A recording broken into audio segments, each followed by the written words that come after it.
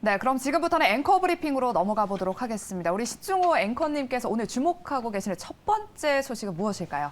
당연히 물가 얘기를 해야 되겠습니다. 네. 물가가 빠른 추세로 내려오고 있습니다. 시장 예상치가 7.3%였는데 헤드라인 CPI죠.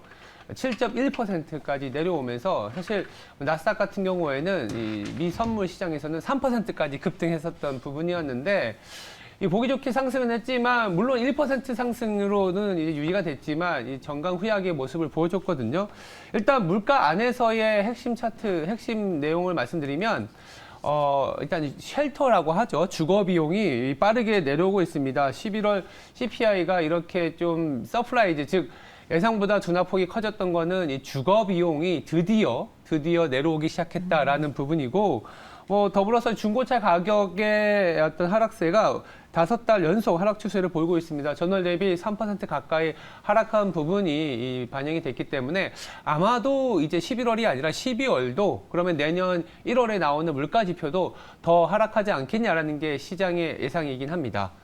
근데 문제는 이제 두 번째 포인트에서 바로 이제 말씀드릴 수 있을 것 같은데 네. 항상 이렇게 시장은 지금보다는 다음 단계를 생각하는 것 같아요. 그러면 지금 오늘 저녁에 FOMC가 있긴 하겠지만 이렇게 되다 보니까 50bp에 대한 예상은 다들 이제 하는 것 같습니다. 그쵸. 예, 50bp를 한다고 해서 시장이 환호할 것 같지는 않고 되려 이제는 50bp 이후에 FOMC에서 특히 파월 연준 의장이 이제 기자회견을 할 텐데 그 기자회견에서 최종 금리에 대한 얘기들 지금 시장에서는 프라이싱이라고 하죠. CME 페드 와치를 통해서 본다면 한 4.95에서 4.85%까지 내려온 상황입니다. 5%가 조금 안 되는 수준까지 내려왔는데 그래도 아마도 이 5%까지는 올리지 않겠냐라는 게 이제 시장의 중론이고, 근데 이제 관건은 언제까지 올릴 것이냐. 그리고 정말 연준이 어떤 그 스테이트먼트, 즉 성명서에 얼마나 반영을 할 것이냐. 9월에는 한 4.65% 정도까지 반영을 했거든요.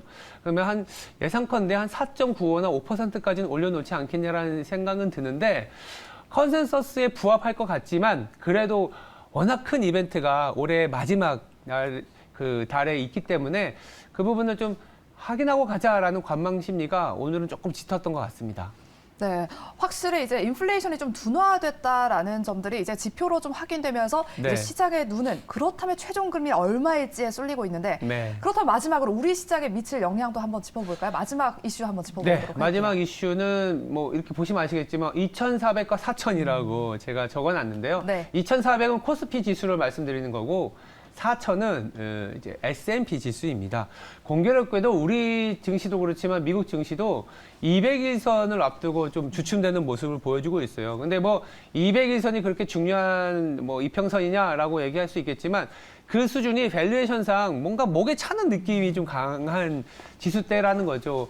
이를테면 S&P, 특히 이제 코스피 같은 경우에 2,400 정도 넘어가게 되면 뭐 2,500 또 한 번 트라이를 했었지 않습니까? 네. 2,500 넘어가기가 쉽지 않았던 게 뭐 PBR 밸류에이션은 100까지 왔다 이런 논리들이 강했었거든요. 물론 확정 PBR 기준이긴 하지만 그러다 보니까 이 수준 이상의 지수를 가려면 결국 금리가 아니라 이제 성장이 나와야 되는 거 아니냐. 우리가 밸류에이션에 보면 R, 즉 할인율이 있고 G, 즉 성장이 있거든요.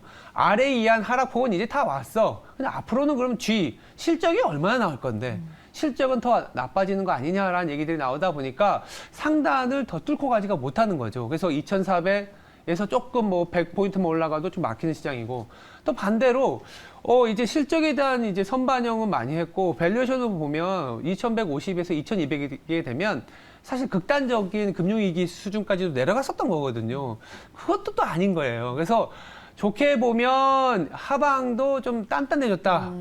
나쁘게 보면 상단도 되게 단단하다. 그래서 소위 말하는 박스피가 연장될 가능성을 좀 염두에 둬야 되는 거 아닌가. 이런 측면에서 2,400과 4,000을 좀 말씀드렸습니다. 네, 그렇다면 박스권 매매 전략을 하는 게 좋을지 우리 개인 투자자분들 좀 전략을 조금 세워드리면 좋을 것 같은데 사실 네. 고점이랑 저점 타이밍을 잡기가 진짜 어렵잖아요. 그건 신이 아닌 이상 잡기가 어렵죠. 그러니까 저는 어떻게 생각하냐면 오히려 이렇게 시장이 변동성이 굉장히 커졌다가 조금은 줄어드는 국면이라면 그 안에서 내가 실적주를 갖고 있거나 하다못해 이제 연말이기 때문에 배당주를 갖고 있거나 소위 말해서 이제 뭐 퀄러티라고 할 수 있는 좀 약간 양질의 주식을 갖고 있다면 그 버티는 게 답이라고 말씀드릴 수 있어요. 내 순서는 언젠간 온다.